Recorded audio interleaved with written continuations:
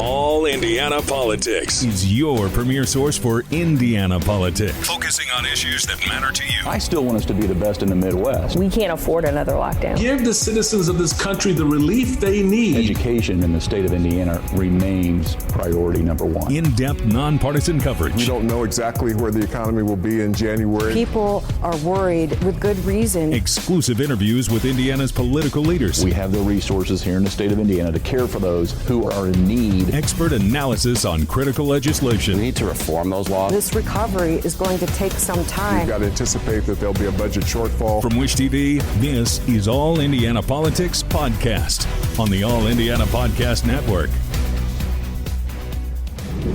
Good morning and welcome to All Indiana Politics. I'm Garrett Bergquist in for Phil Sanchez. It's been another extraordinary week in politics, both here in Indiana and around the country. I want to start by talking the Indiana State House. We ended the week with the end of Indiana's COVID emergency.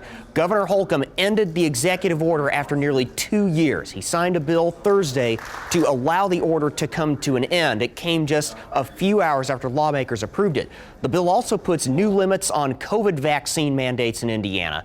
Several other heated topics remain undecided, including school curriculum limits, ending gun permit requirements, and dueling plans to cut Indiana taxes. I went through a fast food restaurant drive-thru the other day, and the side order of onion rings was $4.79. And that kind of framed it up for me. And I can give you a long list of inflation that is hitting folks. So now is a time, because we can, we should. We've run the numbers over and over and over again, very conservative, like as in 0% growth potential, which we won't see, I don't think, but we ran that scenario, and we're able to do it. The governor's new proposal would cut taxes even further than House Republicans voted to do earlier this session. Personal income tax would drop to 2.9% over 5 years, instead of an even 3%. House Speaker Todd Houston is on board. Democrats, not so much. Glad that he went that far, and again, I think it's totally appropriate. It's totally doable, and as I've said to the governor, Senator Bray, Senator Mishler, all along, that I want to make sure we give ourselves both we can return money back to the Hoosier taxpayers, but we give us the flexibility. We all want to be in a strong fiscal place coming back here in 2023. Look, if Indiana ranked in the top 5 in all these different categories, but we don't. So we still, the money that I think that we do have, we would be better to invest in fully funding pre-K, lowering healthcare costs, things like that. So there's more things that I think, more important things that we could do with that money. There are 2 wild cards here. The first is across the hall. Senate Republicans have previously said they'd rather pay down debt first. Senate Leader Roderick Bray says they're warming to the idea. We'll probably be able to work on something there. Because, again, we like the idea of tax cuts. It makes a little bit more sense for us to do it in a budget year, as I've said many times. But, this is part of the conversation. We're making progress. The other wild card is 5,000 miles away. Sanctions against Russia for its invasion of Ukraine have roiled global markets. There are more headwinds now than at the start of this legislative session because of what's going on between Russia and Ukraine that I think is having a very direct impact on our gas prices, which were already going up anyway. And I think maybe this time last year the price was $1 lower than it is today. And so, that's a concern. The idea of inflation has been a headwind concern of mine for a long time, and what impact it will have on the economy. Now, if lawmakers want to craft a tax cut package, they don't have much time. The legislative session has to end by next Monday, and Houston and Bray both say they want to wrap up by the end of this week.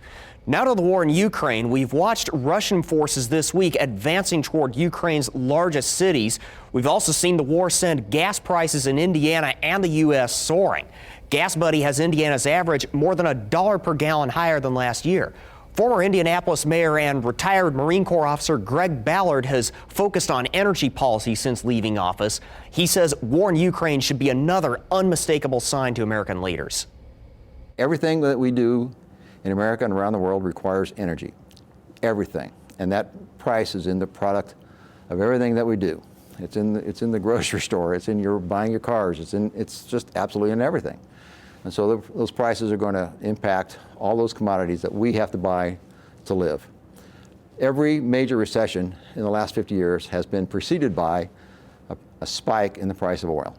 So you might want to see a recession coming at the end of all this also, because that's the norm. That's what's happened over the last 50 years primarily. So we're going to have inflation, might be followed by a recession. That's the norm once oil prices spike. So based on that, what would your advice be to the average Hoosier? My advice is buckle down, because the prices are going to stay inflationary, I think, for quite a while, despite what the Fed is doing, which is raising interest rates, which is their tool. That's obviously going to happen. So home mortgages will become more expensive also, because they're using that as a tool to tamp down inflation. I get that. And it's always a balance between that and employment numbers, and I understand what they're doing at the Fed, trying to balance all of those things. But in the short term, this is going to be painful. Prices are going to continue to go up. You're going to pay more at the gas pump, clearly, but you're also going to pay more for your food and your house and your electricity and everything else. Russia only accounts for about 7% of the oil that we bring in here into the United States. So why is it driving up oil prices so much, gas prices? Russia supplies so much oil and gas to Europe. And so Europe uses a lot of oil and gas also. This is one thing that has always bothered me. Russia gets more than half of its revenue from the oil and gas exports into Europe. The West, including America, keeps feeding its enemy, and then they wonder why they attack and are able to do all these things. Do you see this already forcing a rethink of American energy policy? No, I don't. I actually don't. I don't think they understand it. I've talked to several congressmen and others, and I don't think they get it at all. They just want to drill, baby, drill. They want to do more of that. But oil and gas exports around the world have been the main source of friction, the main source of war for decades now. And I just don't think they understand it. I think that if we get to all countries, or as many countries as possible, being able to use local energy, no matter what that looks like, the world is going to be a much safer place. And if America was smart, they would allow those countries or help those countries get to local energy. Unfortunately, we will probably take the angle of buy from us, not from Russia. Okay, great. But it's better if those countries have their own energy sources right there. That's really the best thing that can happen. That would be a much more peaceful world in the future. And the reason I'm concerned about peace in the future is because whose troops are always involved more than anybody else's? Ours. And I was one of them in the Gulf War in 1991. And the problem is we don't know what on national TV they keep saying the off-ramp, right? Nixon wrote a book, The 10 Rules of Statecraft, 30 years ago or something. I read it, and the one thing I remember is that you have to give your opponent a graceful exit. Yeah. And of course, when you're in the heat of battle, you don't want to do that. But we need to give Putin a way to get out of this if he wants to get out of it. I'm not sure we're going to do that, but I think in his mind, he has to win this because he's going to be embarrassed if he does that. I don't think this is happening, but within Russia itself, is he now weaker because of this? How long do you think the Ukrainians can hold? It's a great question, but it certainly looks like a few more weeks to me. Russia may want to be more aggressive. This is really weird because when you attack, when you're on offense, you want to be fast, you want to be quick, you want to overwhelm them so that their defenses can't stand up and they're disoriented and they can't fight back. That's not what's happening. It seems to be pinpricks here, here, and here, and here. And they look like they're trying not to occupy the ground yet, and they're using artillery. I assume it's artillery fire. It may be mortar fire, but it's probably artillery fire, longer range, to do it and try to wear down the Ukrainians from a distance without having to put their infantry in there and go house-to-house fighting, which is really the most dangerous fighting that there is. So maybe they've lost so many troops already, they don't want to do that. I understand that. But it just looks odd that Russia has so much firepower and they're not using it. They're trying to do artillery fire and trying to wear them down in that way. And you might be able to, but Zelensky doesn't look like he's going to give up because you explode some buildings and unfortunately lose some civilian casualties. But it doesn't look like he's going to give up just for that. Coming up, the final week of debate for Indiana's lawmakers, what you should expect from the State House over the next 7 days. Our political team talks about all of that next on All Indiana Politics.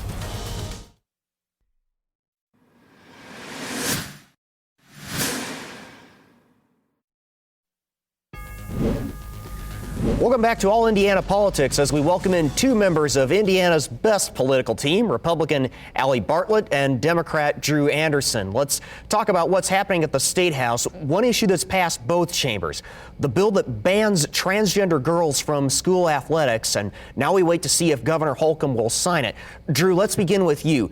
Shouldn't there be a set standard to ensure that we have a level playing field?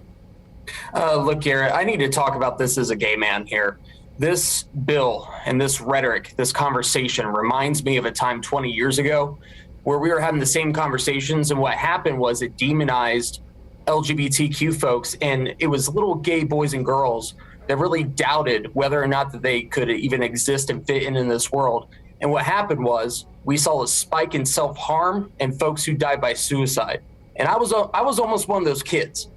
And what I wish the governor can do is to veto that legislation, because if he signs that into law, so many trans kids will see a mental health crisis, and we will see that across the state.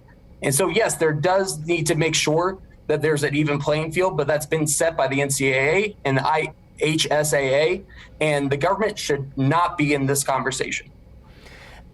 Allie, given some of the things that Drew just brought up, why should the state set an absolute rule that A, could lead to some of those outcomes, and B, involves something for which the IHSAA already has procedures?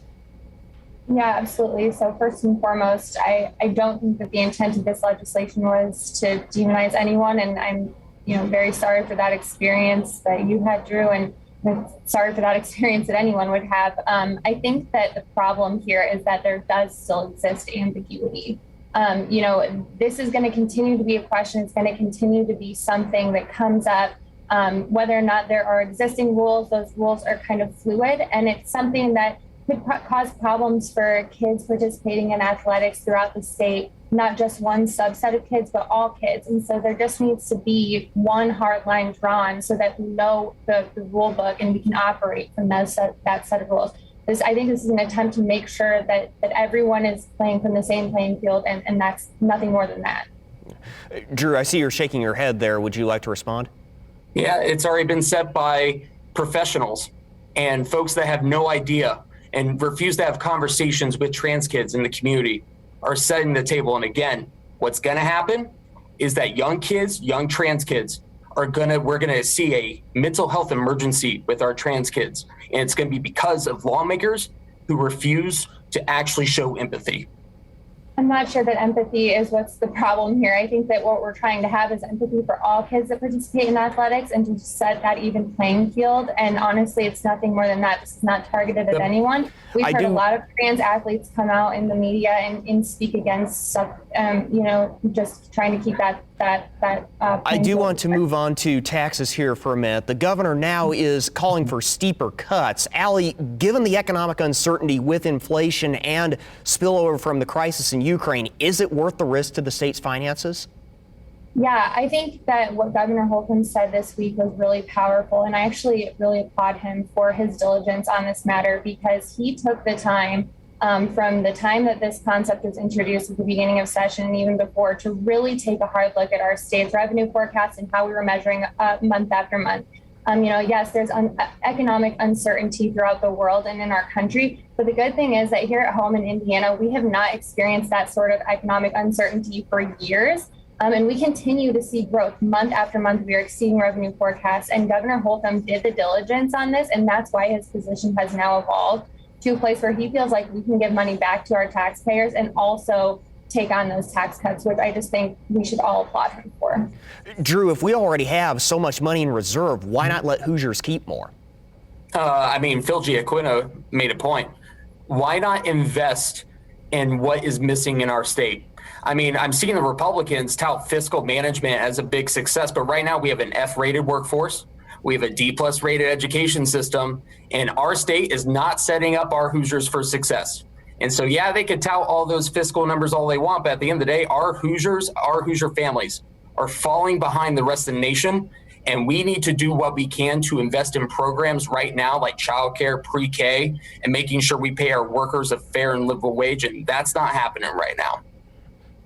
I mean, our investment in pre-K and K-12 education has gone up year over year. And I would like to know where some of those ratings come from, because I've not heard the same ratings. And also, even on top of these tax cuts and having taxpayer refunds, automatic taxpayer refunds, it's still going to allow us to prepay debt. It's still going to allow us to prepay into teacher pension and retirement funds. So we're covering all the bases here. And that's just how well our state is managed from a fiscal perspective.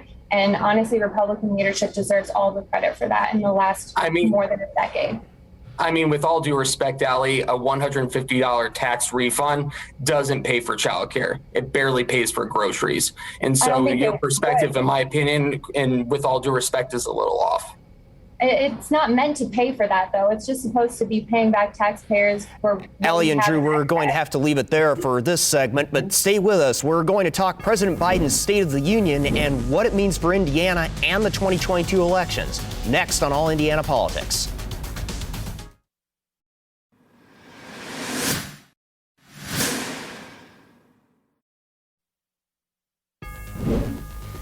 Welcome back to All Indiana Politics. Drew and Allie are still with us. President Joe Biden attempted a reset at last week's State of the Union address. A new NPR poll shows an 8-point boost in the polls after the speech. That's unusually high. Biden first addressed Russia's invasion of Ukraine. Now, this is for both of you. Did President Biden move too slowly in the days leading up to the invasion? Allie, we'll start with you. Yeah, I have to say, yes, he did. He spoke about Ukraine a lot during his State of the Union address. But I think we didn't see the strength again that we needed to see. And we didn't see the strength leading up to the crisis in Ukraine that we needed to see. We've unfortunately gotten to a place in this country where our economy is in a weak position, which didn't allow us to impose strong sanctions from the get-go. And that really put us behind as a part of this discussion. Do I think this is directly a U.S. issue? Absolutely not. But as we know, foreign policy is very circular. It's a domino effect. And I did not see the strength from President Biden and his administration leading up to the crisis. And I did not see strength coming out of the State of the Union address that he had this week. Drew, I'll give you a chance to respond. I mean, you're speaking of dominoes, Allie, and I think at the end of the day, the reason why NATO is so unified and the reason why the world is unified behind Ukraine is because the U.S. worked with our European allied partners together to make sure that we really boxed in Putin and that dictator, to make sure that he knew that he cannot impede on democracy and democratic countries. And so while I hear that you're saying that there needs to be a stronger effort here. If there was a stronger effort, we'd be in World War III right now. And we can't do that. We need to do everything we can to prevent that. And right now, Biden and NATO, they are doing what they can to make sure to pragmatically end this war and end this conflict without causing another world war. I don't necessarily think, though, that a stronger effort means a military presence. I think that strong leadership could have gotten us there a lot quicker with NATO alliances to move the ball forward on things like the SWIFT banking, exile for Russia. That all just came too little too late. And if we were really a strong world unifier at this point, if we were really leading the charge with NATO, that would have come a lot sooner. And it was too late. I mean, with all due respect, real quick, Donald Trump called Vladimir Putin a genius. And if it were Donald Trump that was president right now, he would be praising him. So let's just stay. Allie and Drew, I do want to move on to domestic policy here for a minute. President Biden called for a higher minimum wage, drug price caps, child care, and a host of other programs. Drew, anything that reaches his desk almost certainly will have to be watered down to get through Congress. Is this worth it? Could he lose that 8-point bump going into November? I don't think so, because he was speaking directly to the American people about what we've accomplished, but what we have to do. And from the Indiana Democratic Party's perspective, we were really excited to hear that on top of trying to combat inflation, which we Democrats have a plan for, we are actually funding law enforcement to help fight crime across the state. And we are ready to help pass comprehensive immigration reform that should have been done in 2013 when Joe Donnelly voted yes on that legislation in the U.S. Senate. So Democrats were stepping up again. We're ready to deliver, and we actually have some plans that address issues across the board. Drew, I'm going to need to give Allie the last word here. Is any of this passable in any form? Honestly, I hope some of these initiatives are passable and that we can get to a middle ground for things like inflation that are negatively impacting Americans every day. But what I heard from the president, there was no tangible path forward on any of these things, especially on inflation. I mean, his proposals were just kind of backwards. He was, touting a nationalism kind of platform, but then talking about lowering costs instead of wages, and it just doesn't even out. We'll have to leave it there. Thank you both for joining us. We'll be back here next Sunday morning at 9:30. You can also find our brand new All Indiana Politics podcast as part of the All Indiana Podcast Network at wishtv.com. Have a great rest of your weekend.